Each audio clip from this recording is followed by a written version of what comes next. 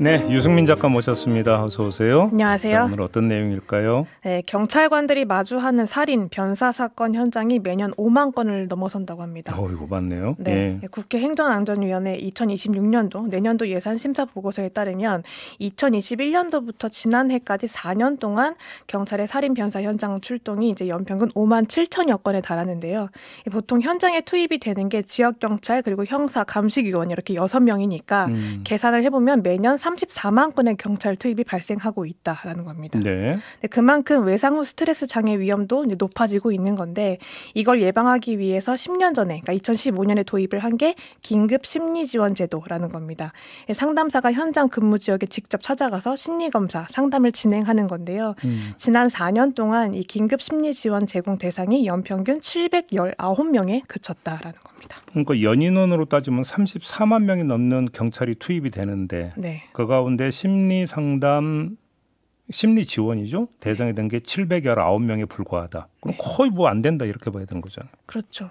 게다가 그 같은 기간 4년 동안 범인한테 직접 피습을 당한 경찰관도 400명 가까이 되는데 이 가운데 그 지원을 받았던 건 11%에 불과한다라고 합니다. 피습 경찰관도 10명 가운데 9명은 이 트라우마 직후 심리 지원을 받지 못한다라는 건데요.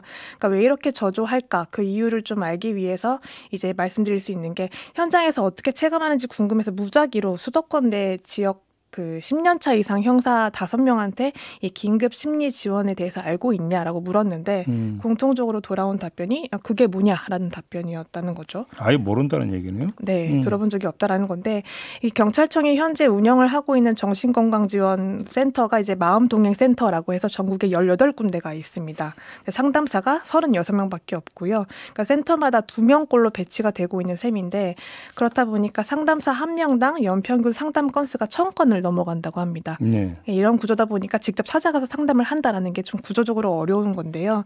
그나마 경찰관이 센터를 직접 방문을 해서 이제 찾아가는 방문 상담이라는 건 경찰청 내부 공지를 통해 자주 홍보가 되는 모양이긴 한데 이것도 이제 알고 있느냐라고 물었을 때 뭐 공지가 내려온 걸 본 적은 있다라는 정도의 반응을 들었습니다. 네. 근데 문제는 이걸 알고 있어도 조금 이용하기가 어렵다라는 건데요.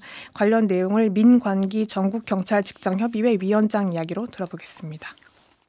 지구대 파출소 같은 경우는 가려면 사람이 좀 여유가 있어야 갈 거 아니에요. 뭐 8명 근무하는데 순찰차 4대야. 그러면 딱 2명씩 8명이잖아. 근데 가면 순찰차가 또 빠지잖아.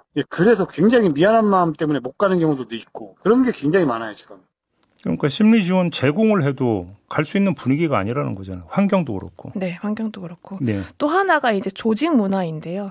현장 업무가 워낙 빠듯한데 그 상황에서 제가 좀 마음이 힘드니까 상담을 다녀오겠습니다라는 말이 절대 입에서 떨어지지 않는다는 거죠. 네. 또 여전히 정신과 상담에 대한 선입견도 남아있고 상담을 하러 가면 또 쉬러 간다라는 오해를 받기도 한답니다. 그러니까 무엇보다 직업군 특성상 약한 모습을 보이면 안 된다. 뭐 경찰이나 돼서 왜 그런 걸 가지고 이제 뭐 여리게 생각을 하냐라는 그런 편견도 여전히 작용을 하고 있다는 건데요. 네. 민관기 위원장 이야기를 한 번 더 들어보겠습니다.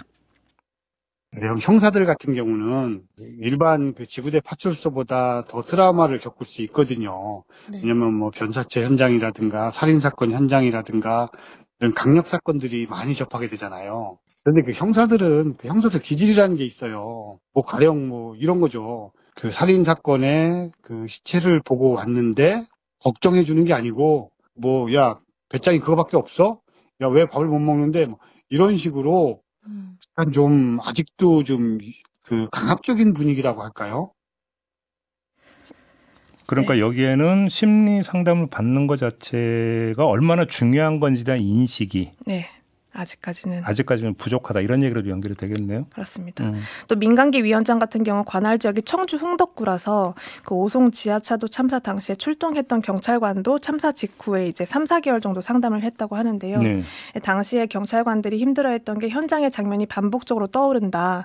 또 현장에서 할 수 있는 일을 다 했음에도 불구하고 결과적으로 사람을 구하지 못했다는 자책감에도 힘겨워했고 또 그런 상태에서 수사까지 받아야 하다 보니까 압박감도 느꼈다고 하는데 그런 트라우마를 호소하는 경찰관 10명 가운데 이제 1명 정도만 긴급 심리 지원을 받았다고 합니다. 그래서 경찰청이 이제 내년부터는 마음동행센터를 한 군데 더 추가로 운영하겠다라고 밝히기도 했는데요.